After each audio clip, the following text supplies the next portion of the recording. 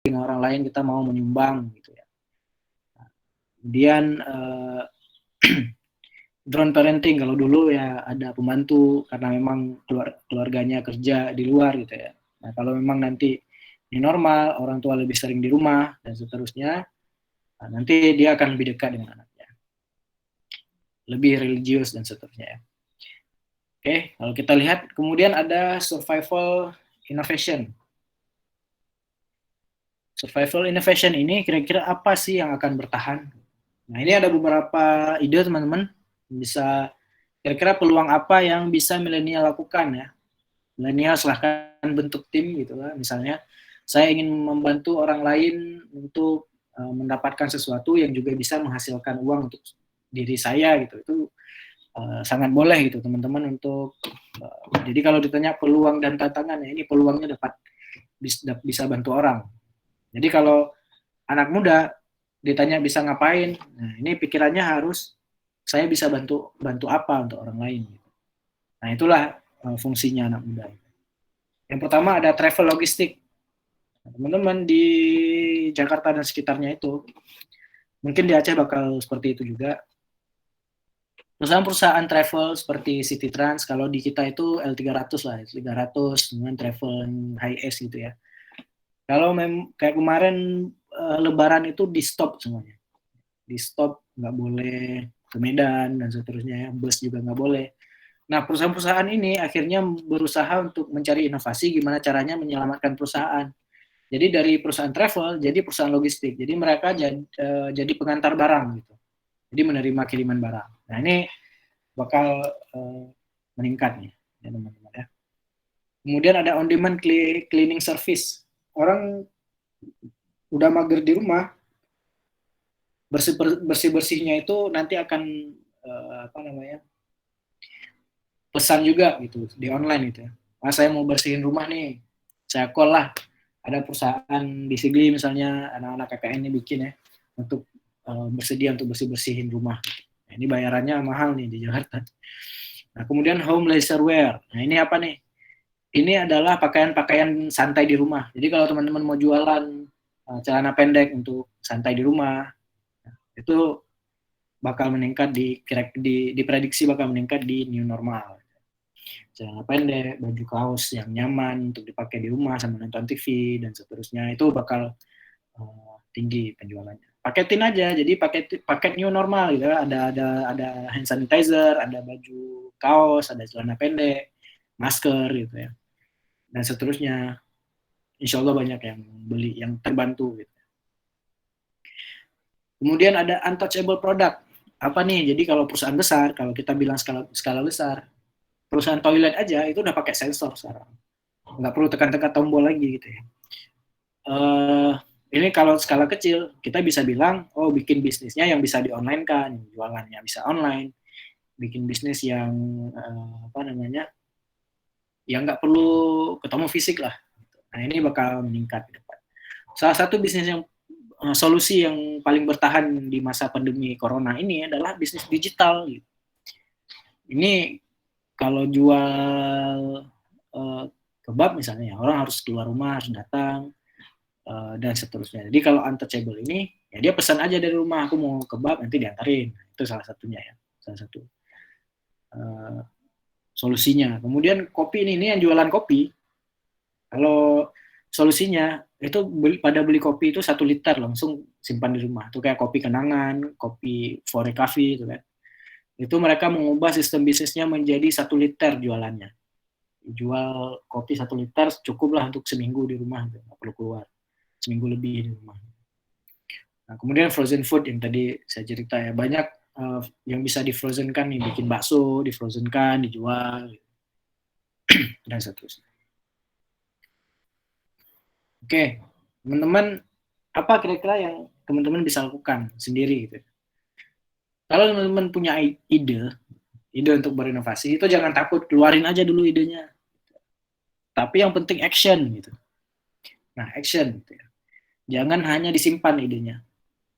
Berarti ideation, yang pertama ideation, teman-teman punya ide, kemudian validation. Validation ini teman-teman tes apakah ide saya itu benar-benar dibutuhkan oleh orang lain. Caranya gimana ya? di survei banyak ya, ada survei, bikin tester, suruh coba sama teman. Kalau bikin produk berarti suruh coba sama teman-teman enak apa enggak dan seterusnya. Kemudian teman-teman harus reflection ya. Setelah divalidasi, datanya dikumpulin, kira-kira benar nggak sih orang butuh produk saya atau butuh jasa atau solusi atau ide saya itu untuk dibikin lebih gede lagi gitu ya. Kalau benar butuh, ke kanan berarti di scale up, berarti diperbesar idenya. Idenya harus ditambah lagi, apakah skalanya, apakah luasnya dan seterusnya. Kemudian kalau memang nggak butuh, berarti teman-teman ke sebelah kiri learn ya.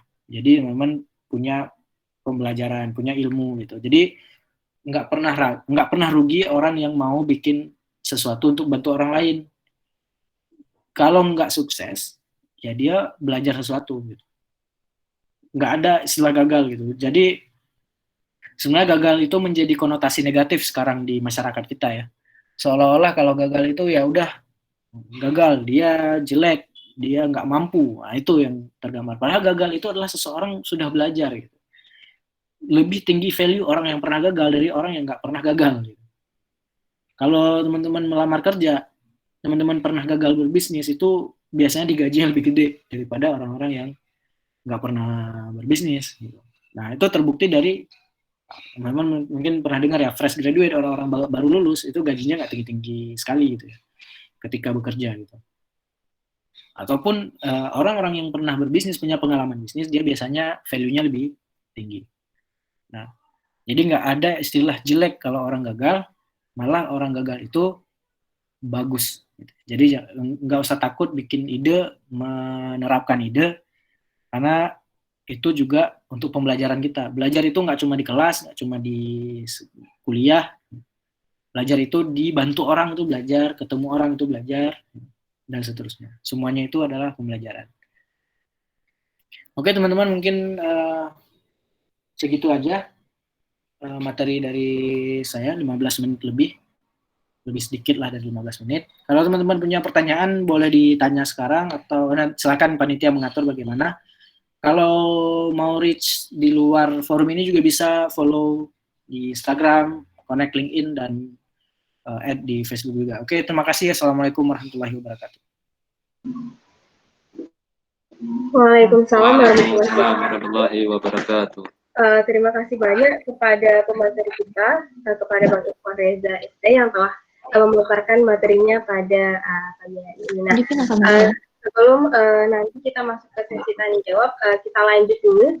Untuk pemateri kedua kita ada Ketua Ikatan Dokter Indonesia Aceh, itu ada Dr. Safrizal Rahman MKes SPOT. Sebelumnya saya bacakan dulu sedikit riwayat hidupnya. Beliau lahir di Kutacane tanggal 9 April 1971. Kemudian beliau tinggal di Lambu. Adapun riwayat sekolah beliau yaitu pernah menempuh pendidikan di SDN 15 Banda Aceh, SMP 4 Banda Aceh, SMA 2 Banda Aceh, kemudian menempuh pendidikan di S1 di Fakultas Kedokteran Universitas Syah Kuala Banda Aceh, S2 di Universitas Erlangga Surabaya, kemudian pendidikan spesialis ortopedi dan traumatologi UNAIR Surabaya, dan juga program doktor Fakultas Kedokteran Universitas Padjadjaran Bandung. Selain itu, ada pula kemudian adapun riwayat pekerjaan itu sebagai staf pengajar kepala IGD di Fakultas Kedokteran Unsyah, Rumah Sakit Umum Dr. Zainal, sebagai staf pengajar di Fakultas Kedokteran Unsyah, kemudian sebagai kepala IGD di Rumah Sakit Umum Daerah Dr. Zainal Abidin Banda Aceh, kemudian sebagai ketua tim Disaster Rumah Sakit Umum Daerah Dr. Zainal Abidin Banda Aceh, dan masih banyak lagi lainnya. Untuk mempersingkat waktu, langsung saja saya persilakan kepada Dr. Safrizal Rahman MKes SPOT untuk menyampaikan materinya pada pagi. Baik, bismillahirrahmanirrahim. Assalamualaikum warahmatullahi wabarakatuh. Waalaikumsalam warahmatullahi wabarakatuh. Ya. Bisa kedengaran ya? Bisa, Pak. Saya bisa share itu enggak ya? Share screen.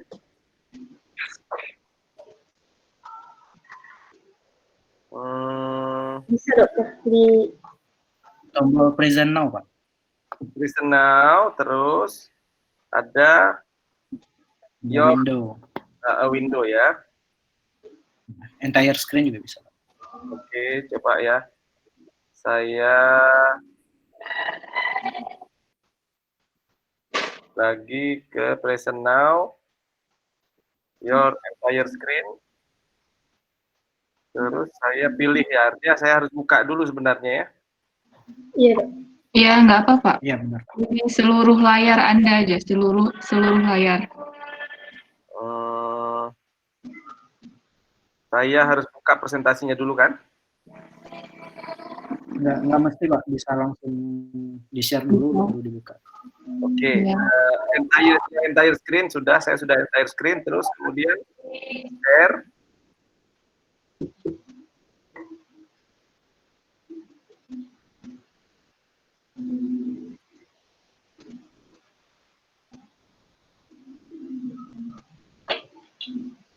Share.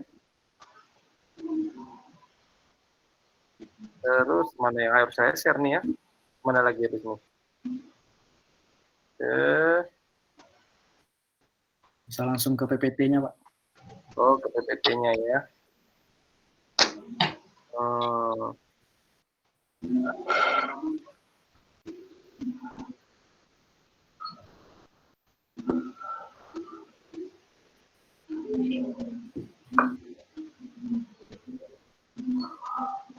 Ini bisa kelihatan? Bisa, Pak. Ini ya, nampak ya? Baik, Pak.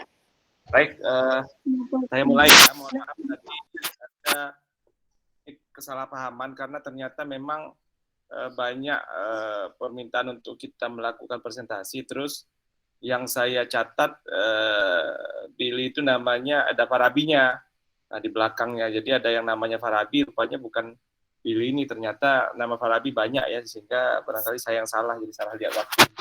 Baik, kita mulai dengan tatanan normal baru. Mahasiswa siapkah kembali ke kampus?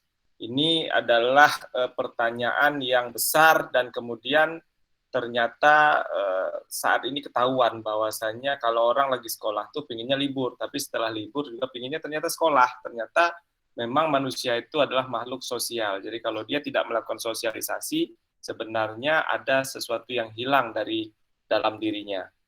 Nah, new normal yang selalu kita dengar hari ini atau disebut sebagai normal baru, itu adalah istilah yang muncul sebenarnya dalam bidang ekonomi pertama sekali. Jadi ketika gejolak ekonomi 2007-2008, para ekonom yakini akan ada tatanan baru yang kemudian mulai mereka lakukan untuk memulihkan gairah hidup, gairah ekonomi dunia.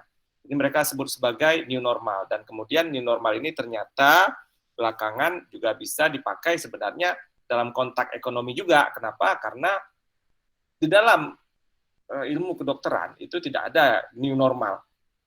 Kalau saya andaikan di dalam ilmu kedokteran itu seorang yang mengalami panas badannya sampai 40 derajat Celcius karena dianggap sebagai demam, suhu normal orang itu 36 sampai 37. Jadi ketika dia berada 40 derajat, dia demam tinggi dan kemudian dikasih obat dia turun menjadi 38, belum normal itu. Tetapi kemudian karena susah tidak bisa diturunkan lagi, maka mungkin orang menganggap ini sebagai normal baru, udahlah 38 dianggap normal. Itu mungkin yang didefinisikan sebagai new normal kalau dilihat dari sisi medis.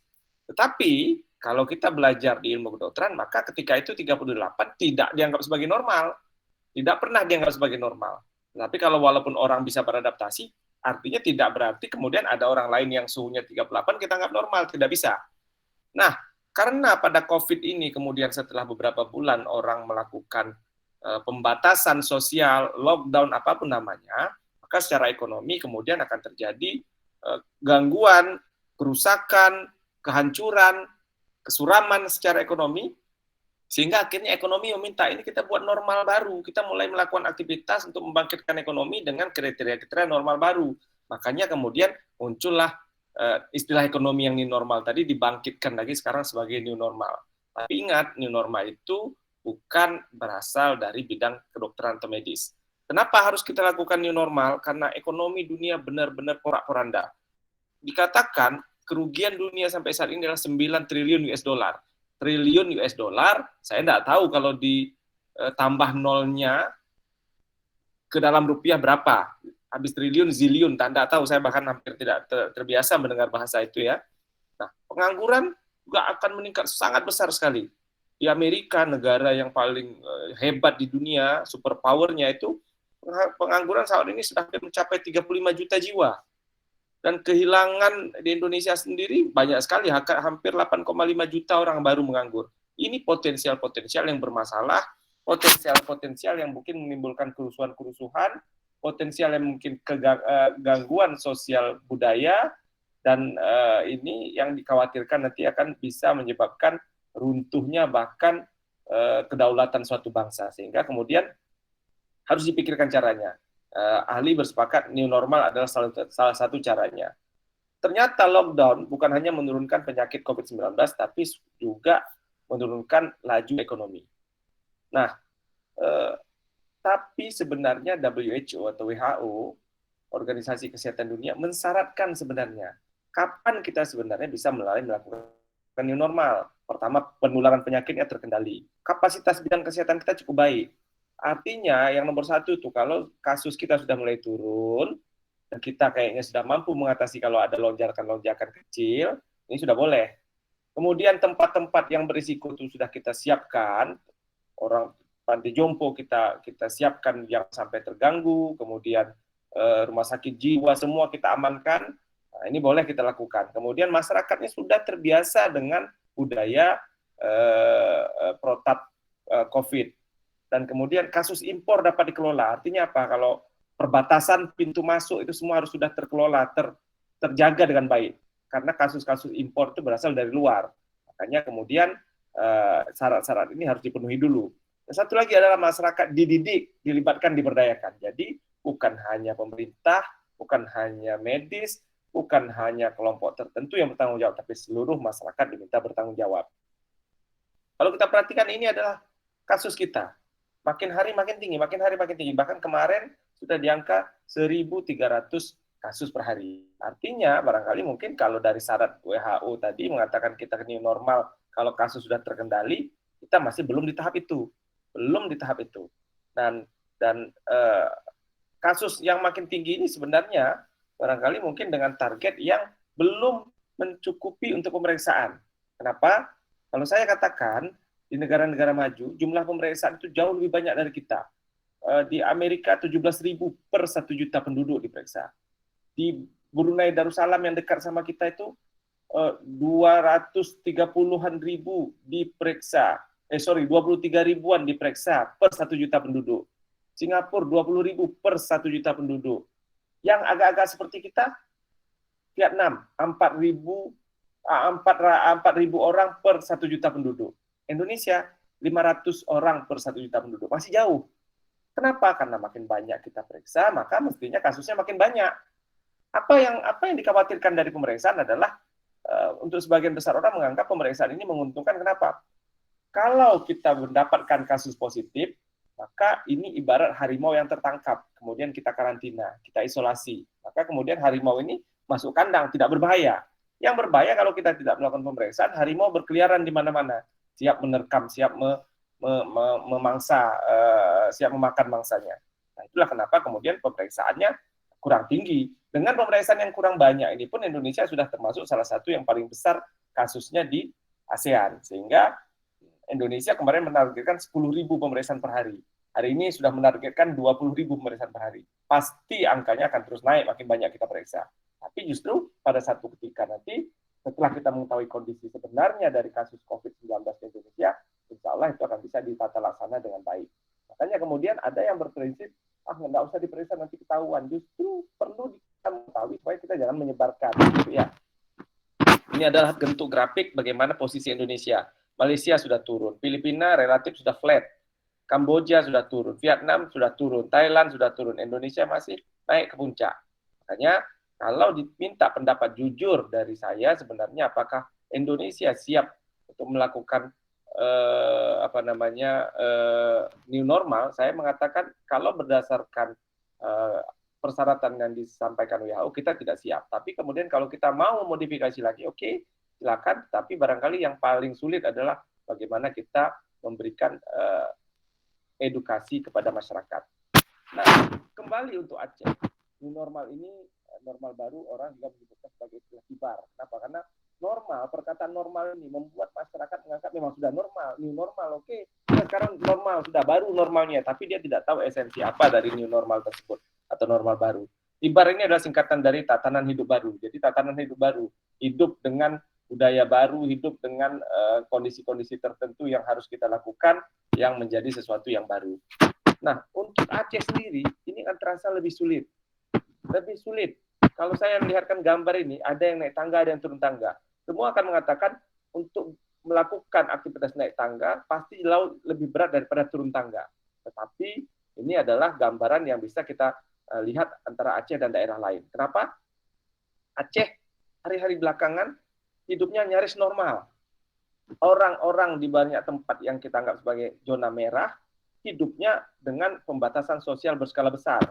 Nah, ketika mereka kemudian membebaskan dengan new normal, masuk ke new normal, maka orang-orang yang dulunya PSBB, lockdown, sudah boleh keluar, sudah boleh bersosialisasi, tapi dengan persyaratan social distancing, physical distancing, memakai masker, kemudian memperbaiki personal hygiene, ini pasti akan lebih mudah daripada kita yang sudah normal disuruh membuat sesuatu, disuruh kemudian melakukan memakai masker, social distancing, hand sanitizer,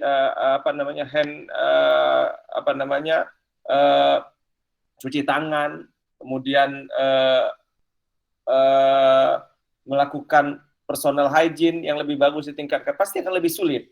Nah, sehingga bagi masyarakat di Aceh sebenarnya new normal ini menjadi tantangan tersendiri bagi pemerintah untuk bisa mengaktifkan. Jadi perkataan new normal gampang disebutkan, tapi untuk Aceh agak susah dilaksanakan mengingat faktor edukasi masyarakat dan kebiasaan masyarakat yang terlanjur sangat longgar selama beberapa bulan terakhir. Satu lagi adalah kibar tatanan hidup baru, new normal atau normal baru ini akan costly atau menambah biaya. Nah, apa yang saya sebut sebagai kendala untuk kita di Indonesia adalah saya katakan Indonesia anomali dari daerah lain, Aceh lebih anomali lagi dari Indonesia. Kenapa? Karena banyak sekali hal-hal yang tidak kita jumpai di negara lain, kita dapatkan di sini dengan COVID-19 ini. Contoh satu adalah pertama stigma. Bagaimana stigma orang yang mengalami COVID kemudian kita buat sangat aneh, sangat menakutkan, sangat mengkhawatirkan sehingga handphone kita kalau ada kasus itu selalu dapat dari berbagai sumber mengatakan ini ada positif dari sini, segala macam laporan yang harusnya sifatnya rahasia pun terbuka kemana-mana. Dan ini mengakibatkan orang-orang yang kemudian mengalami COVID-19 ini menjadi orang-orang yang sepertinya bersalah berat dalam hidupnya dan dijauhi dari tatanan sosial di tempatnya. Yang ini yang sebenarnya kenapa kemudian orang berdampak kepada tidak mau diperiksa, tidak mau mengakui kalau dia baru dari luar kota, dan semuanya akhirnya denial atau menolak keberadaannya apabila ada gejala atau berkaitan dengan COVID. Itu yang pertama. Yang kedua adalah pemikiran-pemikiran aneh. Ini pemikiran aneh ini bukan saja datang dari orang-orang yang barangkali, mohon maaf, tataran pendidikannya tidak baik, tapi juga datang dari orang-orang yang barangkali mungkin punya latar belakang pendidikan yang baik. Ada yang mengatakan bahwasanya COVID ini adalah bagian dari rekayasa. Saya katakan rekayasa apa yang bisa dilakukan oleh orang untuk mengelabui 211 negara di dunia, membuat orang korban begitu banyak, bahkan membuat negara superpower sekelas Amerika saja tidak berdaya, dan gejolaknya terus bertambah. Rekayasa apa yang bisa membuat seperti itu? Mungkin dalam pandangan mereka yang kurang berpendidikan, kalau kita bisa analogikan adalah Contohnya, kalau kita, mohon maaf, mengandaikan sesuatu yang aneh, kalau ada orang yang hidup barangkali, katakanlah sekitar 500 tahun yang lalu, dibangkitkan, disuruh melihat orang televisi, dia akan mengatakan itu bohong, tidak mungkin ada orang bicara di mana ada di sini, itu bohong, tidak mungkin.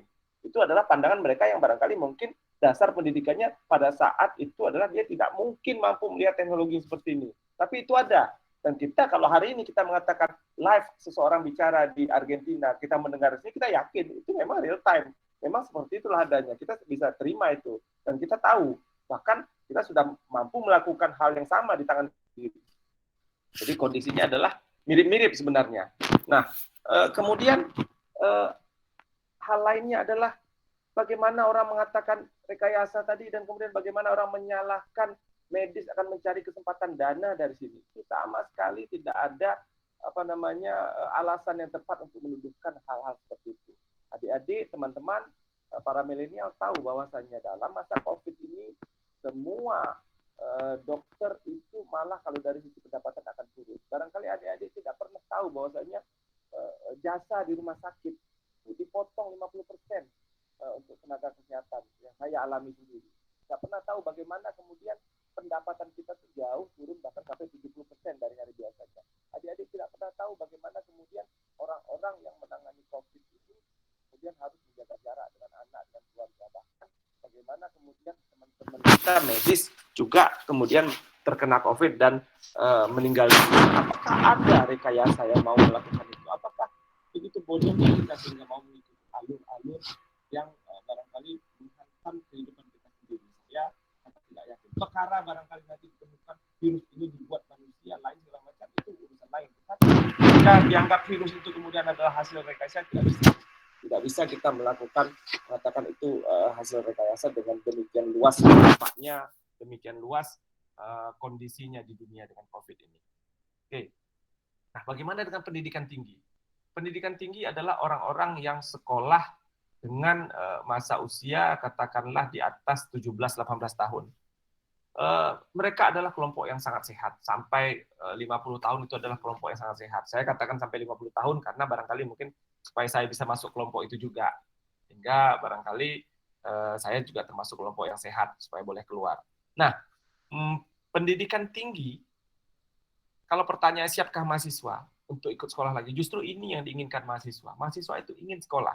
Yang tidak siap saya takut adalah kelompok-kelompok di luar mahasiswa. Seorang ahli epidemiologi di Indonesia mengatakan, meminta supaya new normal yang dicanangkan pemerintah dengan memberikan kesempatan kepada mereka yang usia produktif, 18 sampai 50 tahun untuk bisa beraktivitas ini, ditanggapi dengan bantahan dari ahli epidemiologi kesehatan mengatakan, justru ini akan berbahaya. Kenapa? Karena mereka adalah kelompok-kelompok yang kemungkinan besar akan menjadi OTG, orang tanpa gejala. Tetapi ketika mereka pulang ke rumahnya, mereka takutnya nanti akan menginfeksi orang-orang kelompok-kelompok rentan seperti orang tua dan lain-lain. Ini sebenarnya berbeda dengan kondisi yang ada di negara-negara barat, di mana umumnya orang-orang itu hidup mandiri setelah berusia beranjak dewasa, mereka tinggal di apartemen segala macam. Ini mungkin memang lebih masuk akal untuk diminta untuk melakukan aktivitas. Nah, bahkan pada akhirnya Kementerian Pendidikan Kebudayaan mengatakan semua kuliah sampai akhir tahun ini diminta untuk daring, mau di daerah zona merah, zona kuning, atau zona hijau sekalipun. Padahal Aceh sudah sudah menyiapkan diri untuk melakukan kuliah daring untuk mahasiswa lama dan kemudian melakukan kuliah tatap muka terbatas untuk mahasiswa baru. Akan aneh mahasiswa yang baru masuk tamat SMA kemudian tiba-tiba kuliah daring. Dia kan akan bingung bagaimana sistem perkuliahan belum tahu, bagaimana kondisi kampus belum tahu, tiba-tiba sudah berada masuk ke dunia maya. Ini akan susah sekali memang. Tapi kemudian ada aturan Kementerian Pendidikan yang mengatakan semua kuliah diawali dari daring. Ini memang masih menjadi dilematis bagi kelompok perguruan tinggi. Nah, apa bedanya sebenarnya akan terjadi? Bahwasanya kita pun diminta untuk membuat kurikulum baru untuk mengadopsi kebiasaan-kebiasaan baru ini. 40% pembelajaran nantinya di perkuliahan itu adalah daring. Protap COVID akan menjadi budaya. Jadi adik-adik nanti dalam satu kelas akan dibatasi jumlah orangnya, di kantin di kampus juga akan dibuat aturan-aturan protap seperti yang banyak disampaikan oleh pembicara sebelumnya. Yang pasti adalah kos akan bertambah, biaya akan bertambah karena itu. Apa? Karena di awal-awal ini maka orang berusaha untuk membuat distancing, kemudian membuat pembatasan-pembatasan yang berdampak kepada pendapatan, sehingga otomatis kosnya akan naik. Nah, dengan inovasi-inovasi yang diharapkan muncul dari para milenial, inilah nanti kemudian bisa menyeimbangkan lagi. Contoh, harusnya adik-adik, kalau nanti memilih dua tempat makan, yang satu dengan kebiasaan lama, yang satu dengan membuat tempat duduknya menjadi berjarak, kemudian menyampaikan bahwasannya semua kue dan makanan itu terbungkus dengan plastik, dan kemudian semua alat makan itu dicuci dan dengan air panas, maka barangkali mungkin dengan situasi ini, adik-adik tentu harusnya akan memilih mereka yang menerapkan protap COVID ataupun berusaha untuk menghindari customer-nya dari COVID daripada yang tradisional seperti dulu. Nah, tentu saja mereka bisa melakukan itu dengan penambahan kos daripada biaya produksi yang berdampak kepada nantinya biaya tentu saja menambah daripada harga makanan tersebut. Nah, dari sisi kualitas, hari ini kita masih melihat kuliah virtual ini akan tidak sebaik pada saat kuliah tatap muka. Ini masih tanda tanya besar sampai hari ini. Banyak orang yang ikutin kuliah virtual, kemudian mengeluh, anak-anak juga yang dari SMA juga mengeluh, mereka seperti berhadapan dengan guru yang tidak jelas, tidak tahu gurunya siapa, mau bertanya susah, ekspresi gurunya tidak tahu, kemudian penekanan-penekanan yang diinginkan gurunya tidak tahu, bertanya pun kadang-kadang tidak terakomodir. Sementara sang guru juga merasa demikian, yang diajar sepertinya hanya semacam alat yang kemudian dia berbicara seperti saat ini, saya tidak tahu apakah sebagian mendengar, apakah sebagian kemudian melihat ke sana kemari, apakah menutup videonya ke sana kemari, atau bahkan konsentrasi di tempat lain, susah pada akhirnya. Hari ini kalau kita mengatakan mana lebih berkualitas kuliah virtual daripada kuliah tatap muka, masih jawaban kita yang di kuliah tatap muka. Tapi nanti dengan inovasi-inovasi baru, barangkali mungkin peningkatan kemampuan penangkapan dari kuliah ini tetap mungkin bisa ditingkatkan. Hal-hal berkaitan dengan kontak langsung yang tidak bisa dihindari seperti laboratorium, mahasiswa kedokteran harus berhadapan dengan pasien, ini juga menjadi satu kendala tersendiri. Apalagi kemudian kalau fasilitas pendukung tidak baik. Indonesia, kemampuan internet kita masih jauh, masih di bawah standar dan negara-negara yang berada di Asia Tenggara sekalipun. Nah, mahasiswa diharapkan jadi solusi. Apa yang saya maksudkan dengan mahasiswa menjadi solusi? Mahasiswa adalah pelajar yang paling tinggi stratanya, makanya disebut sebagai maha daripada siswa. Nah, harus mengambil tempat yang bagus, yang pas pada saat pandemi ini. Contohnya, kalian bisa menjadi agen daripada pemberitahuan informasi terhadap COVID-19, kalian bisa menjadi bagian daripada orang-orang yang menciptakan budaya baru dalam kehidupan, menjadi contoh, tetapi problem utamanya kalau kalian tidak melengkapi diri, tidak kemudian membuat kajian dalam pikiran kalian yang sepakat untuk mari bersama-sama menghadapi pandemi ini, maka kalian pun bisa jadi problem. Kalian akan membuat tulisan-tulisan yang kemudian kontraproduktif dengan penanganannya di media sosial, dan ini cepat sekali diambil oleh masyarakat-masyarakat yang memang kurang pemahamannya terhadap COVID-19 ini. Nah, satu lagi adalah COVID-19 ini akan membuat seleksi dunia, seleksi manusia. Kita adalah survival. Bukan hanya survival dari virus, tapi nanti akhirnya survival dari penguasaan teknologi. Karena virus ini mengakibatkan pandemi, ada yang sebagian korban mati, ada yang selamat sebagai survival, dan kemudian hidup dalam masa pandemi dan ke depan dengan 4.0 ini adalah masa teknologi. Orang yang tidak menguasai teknologi pun akan turun lagi, akan terlindas lagi menjadi orang-orang yang tidak memberikan banyak manfaat. 4.0 akan diikuti dengan 5.0. 5.0 adalah berpikir pun seperti internet way of thinking, seperti itu. Nah, perang kita baru mulai untuk Aceh. Transmisi lokal hari ini sudah ada, nanti akan ada penyebaran komunitas. Penyebaran komunitas ini nanti sangat luar biasa. Kita berharap kita tidak masuk kepada community spirit atau penyebaran komunitas. beberapa perubahan budaya tadi sudah disampaikan saya pikir. Tetapi satu hal yang saya tegaskan adalah mudah-mudahan pandemi ini membuat kita mandiri, bangsa kita mandiri, menciptakan banyak inovasi sendiri sesuai dengan budaya kita. Dan kemudian kehidupan kita akan berubah. Pertanyaan berikutnya adalah, akankah kehidupan dulu akan kembali? Kalau berkaca dari pandemi yang terjadi di 1918-1920, maka setelah 2 tahun, COVID akan hilang, pandemi akan selesai, kita akan kembali normal.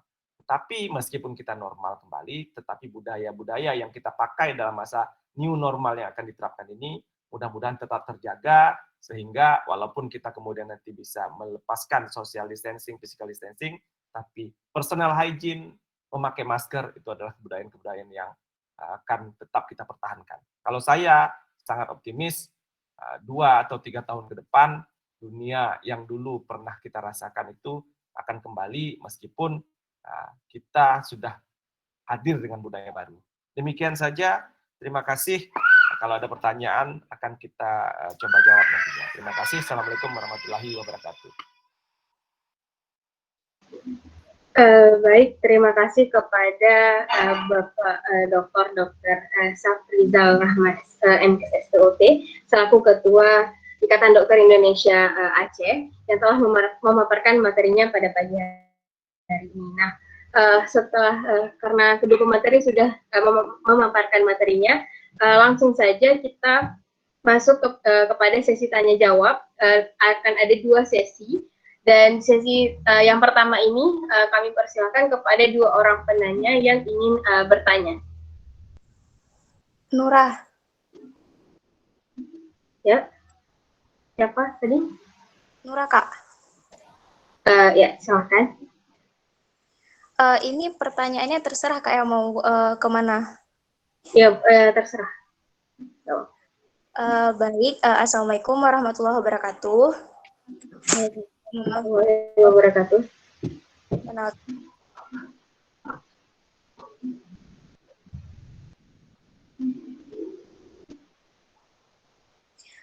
Jadi perkenalkan, nama saya Nur Zayati. Jadi saya adalah mahasiswa semester 2 dari Fakultas Keperawatan Universitas Syah Kuala.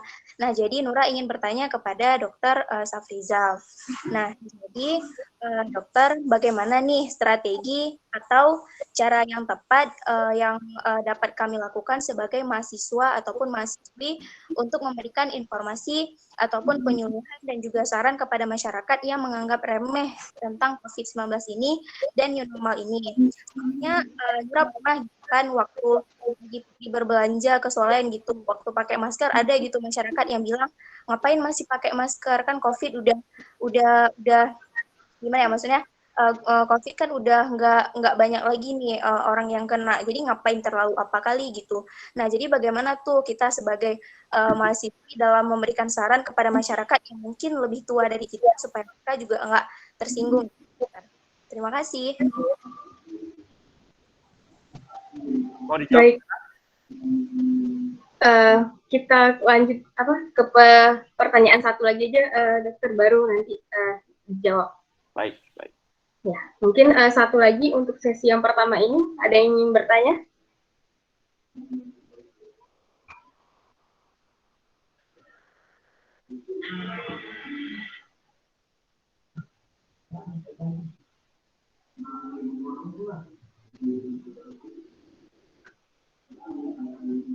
Baik, mungkin belum ada untuk sesi pertama, pertanyaan kedua.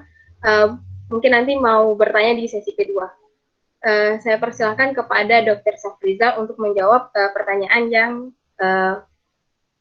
ditanyakan oleh Nura tadi. Terima kasih, Dek Nura. Itu adalah kondisi yang kita hadapi di lapangan. Itulah kondisi yang kemudian menjadi kontraproduktif dengan apa yang ada. Dan itulah memang pengetahuan masyarakat kita pada umumnya. Sehingga kadang-kadang bisa jadi timbul frustasi di kalangan tenaga-tenaga kesehatan. Bahkan ada tulisan-tulisan yang sangat barangkali rasional ya, yang disebar di media massa, media sosial, bahkan mengatakan kalau seandainya pemeriksaan dilakukan itu adalah orang-orang yang merusak agama segala macam. Sehingga memang logika-logika masyarakat di tatanan dunia modern ini tidak masuk akal, tapi itu masih ada dan masih banyak sekali. Tantangannya adalah bagaimana kemudian kita bisa menyikapi ini dengan tidak pernah berputus asa dan terus mendorong. Untuk mendidik masyarakat, itu butuh waktu 1 abad lamanya. Walaupun pada hal-hal sedikit, dan itu adalah komponen yang tersusah memang, tersulit memang.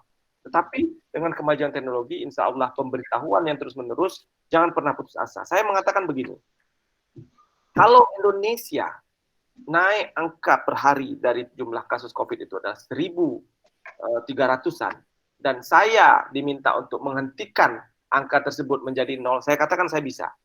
Caranya, saya hentikan semua pemeriksaan di seluruh laboratorium pemeriksaan COVID di Indonesia. Maka dalam 1-2 hari ke depan angkanya 0. Kenapa? Karena tidak ada yang diperiksa. Tidak ada yang diperiksa, maka angka yang dikeluarkan oleh kementerian itu, oleh gugus tugas, oleh juru bicara itu adalah angka-angka laboratorium.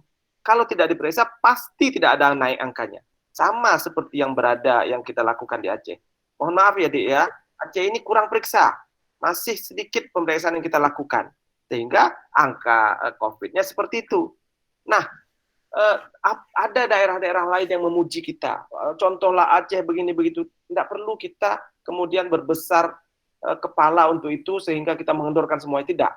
COVID-nya belum berakhir, kita tidak usah bicara. Kalau kita bicara tentang tsunami, kita bisa ngomong apapun. Tsunami sudah selesai, kita sudah kembali pulih.